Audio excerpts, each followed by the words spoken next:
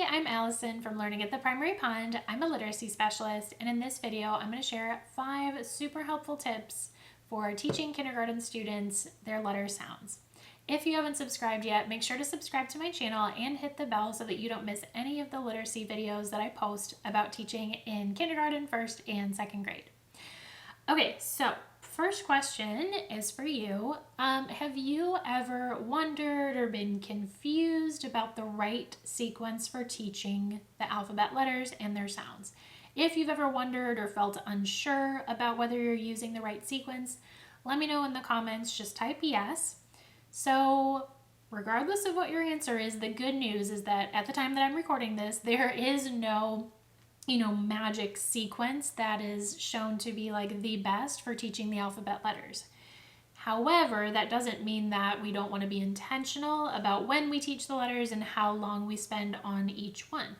So what I like to do is, first of all, spend more time and teach the high utility or very useful letters earlier in the year.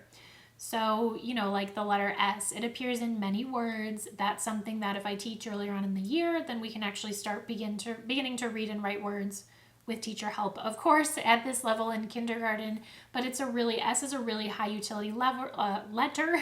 So I want to spend more time on it, and I'll probably do it earlier than, for example, like the letter V or the letter X. We spend a little bit less time on those just because they don't appear as much.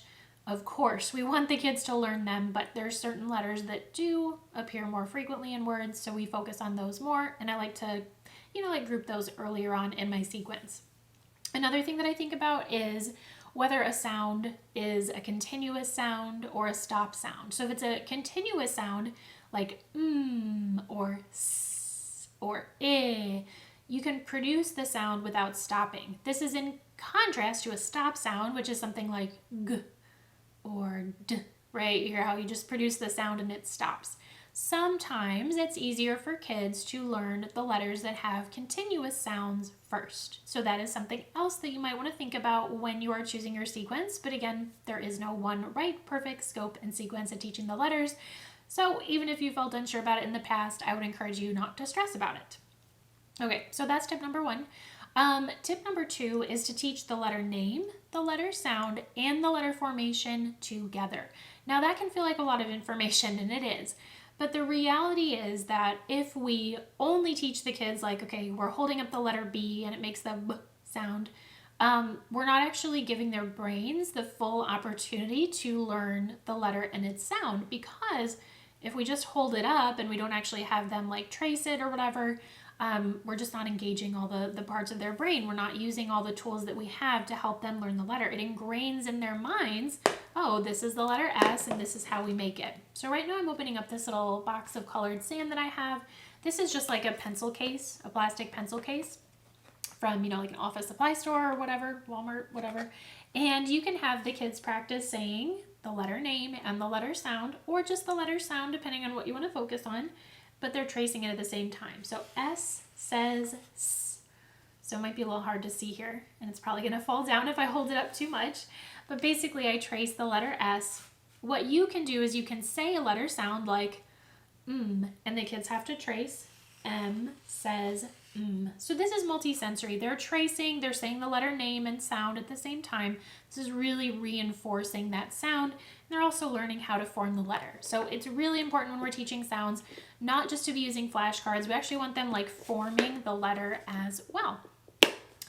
Okay, next tip that I find really helpful is to use some kind of chant or chart for daily practice. It could even be a song. It doesn't have to necessarily be a chant. In my phonics program, From Sounds to Spelling, so like this is the alphabet chart, and at the kindergarten level, we are practicing the letter names, the sounds. So there is like a little, like in the program, we have like a movement. So, H, hat, and they're like pulling a hat on their head. So in the program, there's actual little movements. But a really simple way that you could have the kids practice is to just go A, apple, A, B, book, B, C, cat, K. And you do this chant or this practice or however you want to do it every single day. It can get repetitive for sure. So what I do to keep my kids engaged is like sometimes we'll go backwards. They think that's fun. Another thing that we might do is I'll say, okay, if I see everybody like chanting along together, I'm going to add some marbles to our jar. And so what that marble jar is like they get an incentive when they fill up the jar. They might get like extra recess or special playtime or a popcorn party or whatever you can do at your school to, just provide the class some type of reward. So I'll say, if I see everybody chanting, I'll add more marbles to our jar. So that's a fun way to keep them motivated, but really doing this every single day is key. I even do the whole alphabet like before I've taught the kids the entire alphabet. So, I'm not going to start out the school year having them do the whole thing. We might add like one row and then the next week another row and then the next week like 2 rows. But I will not have taught all the letters before we start doing the whole alphabet, if that makes sense. But then the cool thing is that by the time we actually get to spending more time on some of the letters a little bit later on in the year, they'll already have practiced them. So this is a really awesome tool. Again, it can feel repetitive, but repetition is so good for kids, especially kindergartners. I highly, highly recommend having some type of daily chant, using a chart, something like this, just to get them practicing. Okay. Next tip, are we on number 4? I think we're on number 4, is to do picture sorts. I think that picture sorts are one of the most powerful tools that we can use to get kids to learn their letter sounds and even to apply them. So this is an example of a sort. Again, this is from my phonics program, From Sounds to Spelling. Kids are going to cut out these pictures and then they're going to glue them if they start with t or if they don't start with t. So like tiger would go here, chicken would go here, or hen, log would go here. So they just cut and paste them. You have to model this, of course, right? But actually the cutting is really good for fine motor as well. Now for some of your kiddos, it'll be plenty of work just to like sort the pictures and then they'll be done. However, for your kids that are ready, and I really encourage getting them to do this as early on as possible in the school year, they should, after they glue each picture, write underneath the picture, ideally, the word. So they use invented spelling, meaning that like, okay, they're stretching out table, table, and they might write like T and a B and that's it, that's fine. Or they might write T-A-B-L, depending on how many sounds they know. You can give them an alphabet chart like this to help them figure out how to spell words. The point is taking risks. The point is not spelling something perfectly. Really the only thing that I require is that obviously if it's in the T column, for example, they need to have the letter T in the word. That comes first, right? But everything else, they're just stretching out the words, listening for the sounds and writing the letters that they hear. You're going to see lots of mistakes and that's okay. What's really valuable about this is that it gets kids applying the letters that they're learning to actual writing. That is such a big thing. We don't just want to be teaching the letters in isolation. We want them to actually use the letters to read and write words, even if they're making mistakes like in this sort, or even if they, just require a lot of help from us at first. Okay, so for my last tip, I brought in this little board. We're going to talk a little bit more about getting kids to apply their letter sound knowledge to actually reading and writing words. So, I think that probably when I started teaching, I believed that kids had to learn most of the letters before they could actually really start reading. And for some kids, that's true, but it's really, really valuable and important to get them applying their letter sound knowledge as early in the school year as possible. So I would say like a month into the school year, we are actually reading VC. This is a vowel and a consonant, so it's a VC word with support. Now, the way that we're doing this is I might say, okay, listen, at.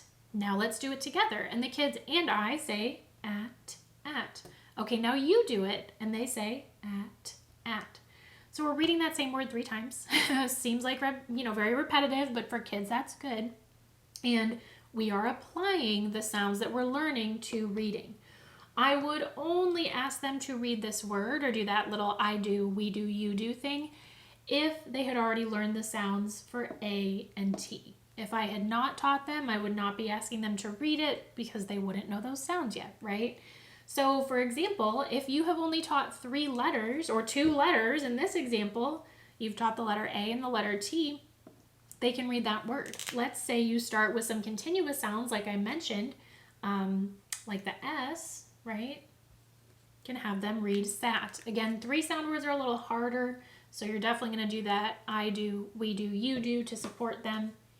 But eventually they will be able to read 3 sound words. and you'll just keep on going with them. And remember when I talked about the continuous sounds? Well, when kids are beginning to read like 2-letter words and then 3-letter words, CVC words, it's best if you start with some words that have continuous consonants at the beginning or continuous sounds, just because it's easier for them to blend. Sip, sip, as opposed to if there was a stop sound like g, ah, t. The sounds just, eventually they are going to have to read this for sure. I'm not saying don't use words with stop sounds, but at the very beginning, it's helpful. If you use a continuous sound, it just makes it easier to blend. So we want to have the kids starting to read these words, and again, you provide support. What really matters is not that they can do it on their own at this point. What matters is that they're seeing the process. They're really beginning to understand, hey, I'm learning like this is, the sound for the letter S, but I'm also learning, hey, this is how I apply it to actual reading. This is the reason why we're learning these alphabet letters. The kids will learn to do more without you as time goes on. I also highly, highly recommend doing dictations. And a dictation is just where you choose a word that has only sounds that you've taught. Like let's say that, let's say you've taught these letters. For example, okay, these are some of the first letters that we teach in From Sounds to Spelling, my phonics program. So you could say the word at, right? And you can help the kids segment at, and then you can say first sound, and then you can help them, or they will be able to say at, and then they write it on a whiteboard or on paper. Okay, at, what's the next sound? T, and then they write it. So it's not like you're just saying, okay, write the word at, you're segmenting it. Perhaps you segment for them, with them, and then maybe eventually on their own, right? And then you guide them sound by sound to write what they hear. Eventually you do want to get to the point where you say at and then they just go for it. But at first, it's okay to provide that level of support.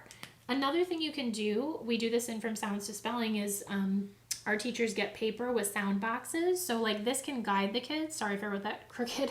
But when they're having to segment and then write the word at, they have guidance in these boxes and they know how many letters to put.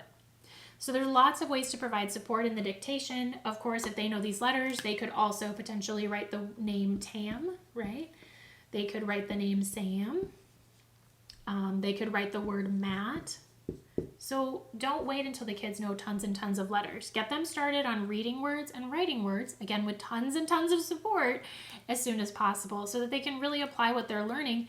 And this, applying what they're learning, is really what makes those sounds stick, right? Not flashcard after flashcard. Application, seeing a purpose, and using it is what gets kids to learn their letter sounds. Okay, I would love to go much more in depth with you about teaching phonics in K2, the alphabet letters, and far beyond. I have like some routines that I teach that are really effective, and we do them week in and week out to build the kids' letter sound knowledge, as well as, more complex spelling patterns, of course. So this information is in a free online workshop. It's an hour long. You get a professional development certificate and some free downloads. Yay. There will be a link with this video to sign up for it. So make sure to reserve your spot so you can join me for that. Hope this was helpful. If you have any questions, let me know in a comment. Thanks so much for watching. Make sure to hit the like button, subscribe, and I will see you in the next video.